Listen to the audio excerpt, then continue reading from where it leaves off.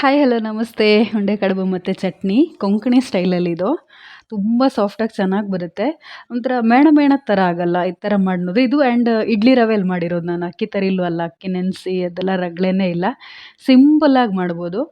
ಹೀಗೆ ಒಂದು ತವಕ್ಕೆ ಒಂದು 3, 4 ಸ್ಪೂನ್ ಕೊಬ್ಬರಿ ಎಣ್ಣೆ ಹಾಕ್ಕೊಳ್ಬೇಕು. ತುಂಬ ಟೇಸ್ಟ್ ಆಗುತ್ತೆ ಇದು. ನಾನು ಎಲ್ಲ ಅಡುಗೆನೂ ಹೆಚ್ಚಾಗಿ ಕೊಬ್ಬರಿ ಎಣ್ಣೆ ಯೂಸ್ ಮಾಡ್ತೀನಿ. ಇಲ್ಲಿ ಸಾಸಿವೆ ಮತ್ತು 1 ಸ್ಪೂನು ಮೆಂತ್ಯ ಹಾಕ್ತೀನಿ ಇಷ್ಟೇ. ಇದಕ್ಕೆ ಆಮೇಲೆ ಕರಿಬೇವು ಸಣ್ಣಕ್ಕೆ ಕಟ್ ಮಾಡ್ಕೊಂಡು ಕರಿಬೇವು ಮತ್ತು ಒಣಮೆಣಸು ಹಾಕ್ಕೊಂಡು ಫ್ರೈ ಮಾಡ್ಕೊಳ್ತೀನಿ. ಇಲ್ಲಿ ನಾನು ಇಡ್ಲಿ ರವೆನ ಒಂದು 3 ಕಪ್ ಇಡ್ಲಿ ರವೆನ ತೊಳೆದು ನೀಟಾಗಿ ಸೋಸ್ಕೊಂಡು ಇಟ್ಟಿದ್ದೀನಿ. ಇದನ್ನು ಹಾಕಿ ಇದಕ್ಕೆ ರುಚಿಗೆ ತಕ್ಕಷ್ಟು ಉಪ್ಪು ಹಾಕ್ಕೊಂಡು ಆಮೇಲೆ ಕಾಯಿ ತುರಿ ಒಂದು 3 ಬೌಲ್ ಅಕ್ಕಿ ಸಾರಿಗೆ ನಾನು 1 ಬೌಲ್ ಕಾಯಿ ತುರಿ ಹಾಕಿದ್ದೀನಿ. ಇಡ್ಲಿ ರವೆಗೆ 2 ಕಪ್ ಅಷ್ಟು ಮಾತ್ರ ನೀರು ಹಾಕ್ತೀನಿ ಇಲ್ಲಿ.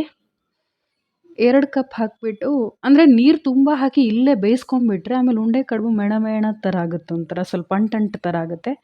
ಈ ಥರ ಒಂದು 10 ನಿಮಿಷ ಒಂದು 5-10 ನಿಮಿಷ ಈಗ ಸ್ಟೀಮ್ ಮಾಡಿಕೊಂಡ್ರೆ ಕಟ್ಟಕ್ಕಾಗಬೇಕು, ಉಂಡೆ ಕಟ್ಟಕ್ಕಾಗುವಷ್ಟು ಹಂಗೆ ಮಾಡಿಕೊಂಡ್ರೆ ಚೆನ್ನಾಗಾಗುತ್ತೆ. ಇದೇ ಥರ ಮಾಡಿ ನೋಡಿ. ಅಕ್ಕಿ ತೊಳೆದು ನೆನೆಸಿ ಇನ್ನೊಂದು ರಗಳೆನೇ ಇರಲ್ಲ. ಈಸಿಯಾಗಿ ಮಾಡ್ಕೊಬೋದು. ಎಷ್ಟು ಚೆನ್ನಾಗಿ ಕಟ್ಟಕ್ಕೆ ಬರುತ್ತೆ ನೋಡಿ.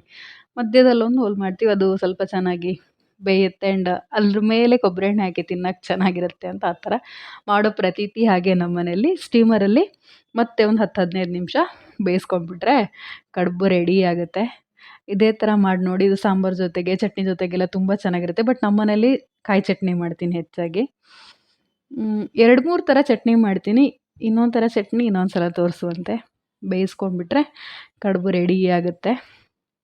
ಪರಿಮಳ ತುಂಬ ಚೆನ್ನಾಗಿರುತ್ತೆ. ಇಲ್ಲಿ ಚಟ್ನಿಗೆ ಮಾಮೂಲಿ ಕಾಯಿ, 2 ಹಸಿಮೆಣಸು, ಸ್ವಲ್ಪ ಇಲ್ಲಿ ಹುರಿಗಡಲೆ ಹಾಕ್ತೀನಿ, ಉಪ್ಪು ರುಚಿಗೆ ತಕ್ಕಷ್ಟು, ಹುಣಸೆಹಣ್ಣು ಹಾಕ್ಕೊಂಡು ಇದಕ್ಕೊಂದು ಒಗ್ಗರಣೆ ಮತ್ತು ಪುನಃ ಸಾಸಿವೆ ಕರಿಬೇವು ಒಗ್ಗರಣೆ ಕೊಟ್ಬಿಟ್ರೆ ಕಡುಬು ಮತ್ತು ಇದು ರೆಡಿ ಆಗುತ್ತೆ. ಸೂಪರಾಗಿರುತ್ತೆ. ಟೇಸ್ಟ್ ಮಾಡಿ ನೋಡಿ.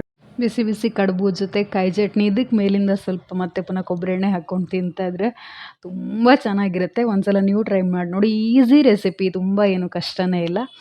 ಆ್ಯಂಡ್ ಹೀಗೆ ಫಾಲೋ ಮಾಡ್ತೀರಿ. ಓಕೆ ಬಾಯ್.